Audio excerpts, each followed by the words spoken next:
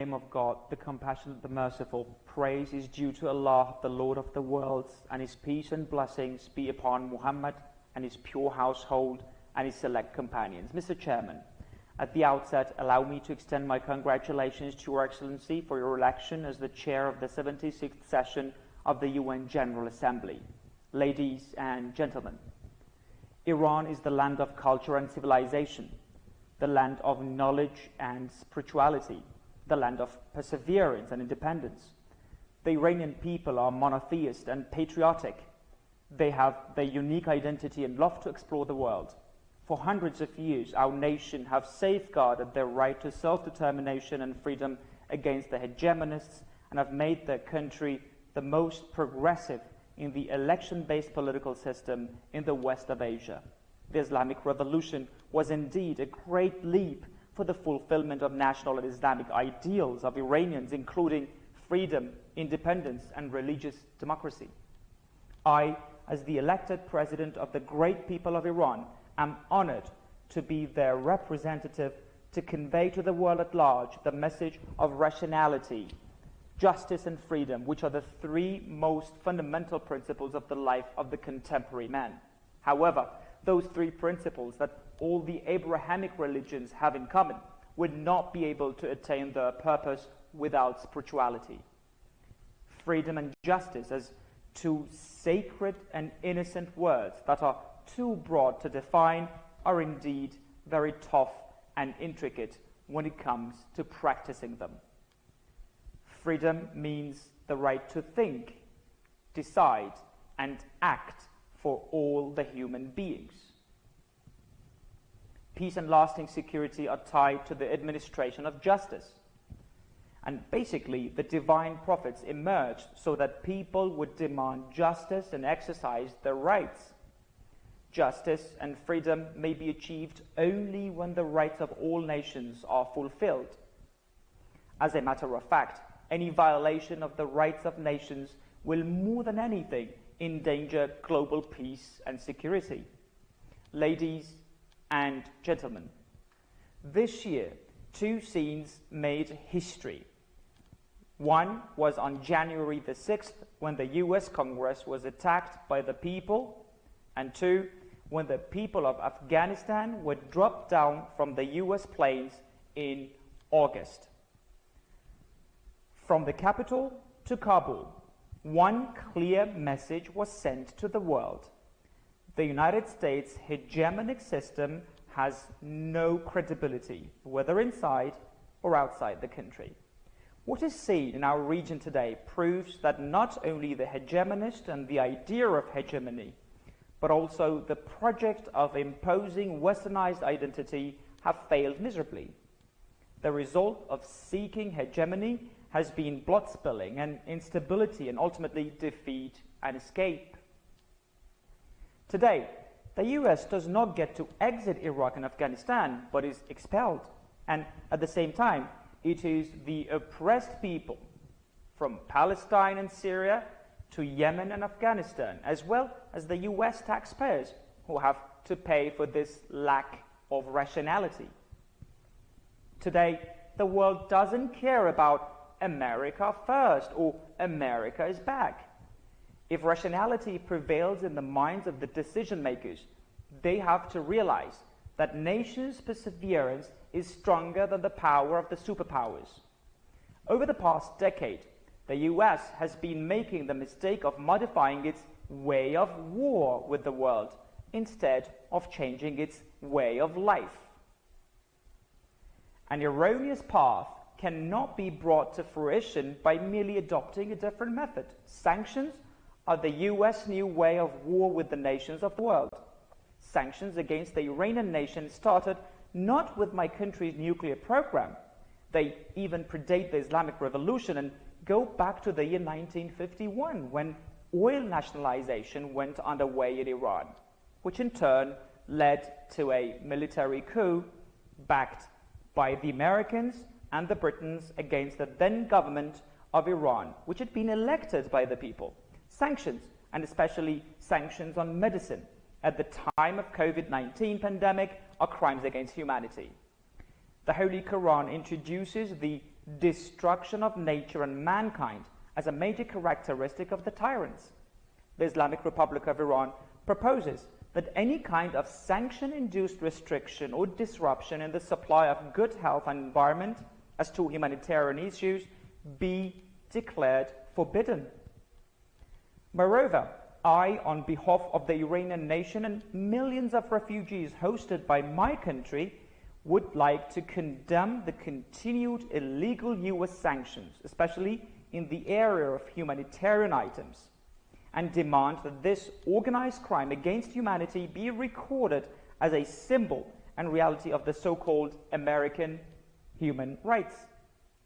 Despite the fact that the Islamic Republic of Iran was keen from the outset to purchase and import COVID-19 vaccines from reliable international sources, it faced inhumane medical sanctions. Therefore, from the very beginning, we started to sustainably produce vaccines domestically. In addition to peaceful nuclear and satellite technologies, Iran is the medical hub of the region, and numerous Iranian physicians and scientists such as Avicenna shine in the history of humankind. Knowledge that is beneficial to humanity cannot be sanctioned. We ourselves have been able to produce fuel for the Tehran research reactor, which makes radiopharmaceuticals for more than 1 million cancer patients in Iran. We have also made astonishing progress in the area of biotechnology and stem cells in spite of all sanctions. And today, despite all sanctions targeting human rights, we have become one of the manufacturers of COVID-19 vaccines. Cooperation amongst the countries of the world in the realm of health, and especially on vaccines, is tantamount to helping the spirit of humanity and the policy based on divinity, humanity, and international relations. Coronavirus is a wake-up call for the whole world, reminding us once again that the security of all human beings are interdependent. Crises in the human societies such as violence, poverty, unemployment, moral and economic corruption, collapse of family foundations, regional wars, organized terrorism, and environmental crises are all the results of inattention to the principles of rationality, justice, and freedom. Ladies and gentlemen, the strategic thoughts of the Islamic Republic of Iran are rooted in the ideas of the founder of the Islamic Revolution, the late Imam Khomeini, may his soul rest in peace, as well as in the genuine concepts of true Islam, that is, rationality, prudence, and pondering, and have resulted in the resistance in line with the national interests of countries.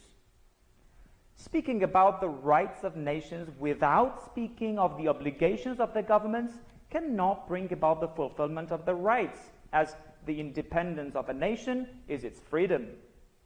The Islamic Revolution supports this kind of freedom and hence obstructs extremism. And this is the nature of the true strength of the Islamic Republic of Iran, which does good to all. The Islamic Republic of Iran is inspiring, and as such, the power emanating from it creates security. The security-making model of the Islamic Republic of Iran is based on forming intra-regional mechanisms through diplomacy that is pivoted on and free from outside interferences. It has been our policy to strive for the preservation of stability and territorial integrity of all the countries of the region, if not for the power and role of Iran alongside the governments and peoples of Syria and Iraq, as well as the selfless efforts of martyrs Abu Mahdi al-Muhandis and General Qasem Soleimani. Today, ISIS would be the Mediterranean neighbors of Europe. And of course, ISIS will not be the last wave of extremism. The new drive to come up with the Cold War-esque divisions will not help foster the security of humans by isolating independent countries. An arbitrary attitude is not the way to solve terrorism, because terrorism has its roots in various crises such as identity and economy. The fact that modern lives have become devoid of meaning and spirituality, as well as the spread of poverty, discrimination, and oppression, have helped the rise of terrorism. The increasing growth of indigenous terrorism in the West bears witness to this bitter truth. Even more bitter is the use of terrorism as an instrument for foreign policy, because you cannot fight terrorism with double standards. You cannot make a terrorist group such as ISIS in a certain place and claim to fight it somewhere else. After first seeking the grace of the Almighty God, the solution to skirmishes and conflicts in our region lies in the following: making the will of nations rule over their own destiny by referring to the results of public vote. But in order for this to materialize, two basic preconditions need be met. One, halting the aggressions of the outsiders and occupation, and two, the sincere cooperation of governments to counter terrorism. The military presence of the United States in Syria and Iraq is the biggest hindrance to the establishment of democracy and will of nations. Freedom does not fit in the backpacks of soldiers coming from outside the region. If an inclusive government having an effective participation of all ethnicities shouldn't emerge to run Afghanistan, security will not be restored to the country. And like occupation, paternalism is also doomed to failure. The humanitarian crisis in Yemen is very worrying, and the world needs to break its silence towards crimes against humanity. The solution? The speedy and unconditional stop to the Yemeni aggression, opening of channels for providing humanitarian aid, and facilitation of constructive talks between Yemeni groups. The occupier Zionist regime is the organizer of the biggest state terrorism, whose agenda is to slaughter women and children in Gaza and the West Bank. Today, an all-out blockade has turned Gaza to the biggest prison in the world. The so-called deal of the century failed, just like any other deal forced on Palestinians. There is only one solution: holding a referendum with the participation of all Palestinians, of all religions and ethnicities, including Muslims, Christians, and Jews. This solution was set forth by the supreme leader of the Islamic Republic of Iran many years ago, which is now registered as one of the official documents of the United Nations. Mr. Chairman, today the whole world, including the Americans themselves, have admitted that the project of countering the Iranian people, which manifested itself in the form of violating the JCPOA and was followed by the maximum pressure and arbitrary withdrawal from an internationally recognized agreement, has totally failed. However, the policy of maximum tyranny is still on. We want nothing more than what is rightfully ours. We demand the implementation of international rules. All parties must stay true to the nuclear deal and the UN resolution in practice. 15 reports released by the IAEA have attested to the adherence of Iran to its commitments. However, the United States has not yet discharged its obligation, which is lifting sanctions. It has encroached upon the agreement, withdrawn from it, and levied even more sanctions on my people. The United States mistakenly believed it would render us desperate and devastated, but our perseverance has yielded results and will always do. For the smart and dynamic resistance of the Islamic Republic of Iran comes from our strategic rationality, and we don't trust the promises made by the US government. It is the strategic policy of the Islamic Republic of Iran to consider the production and stockpiling of atomic weapons as forbidden, and that based on the religious decree by His Eminence, the Supreme Leader. Nukes have no place in our defense doctrine and deterrence policy. The Islamic Republic considers useful the talks whose ultimate outcome is the lifting of all oppressive sanctions, while decisively defending all its rights and the interests of its people. Iran is keen to have large-scale political and economic cooperation and convergence with the rest of the world. I seek effective interaction with all the countries of the world, especially with our neighbors, and shake their hands warmly. A new era has begun. The Islamic Republic of Iran is ready to play its part for a better world.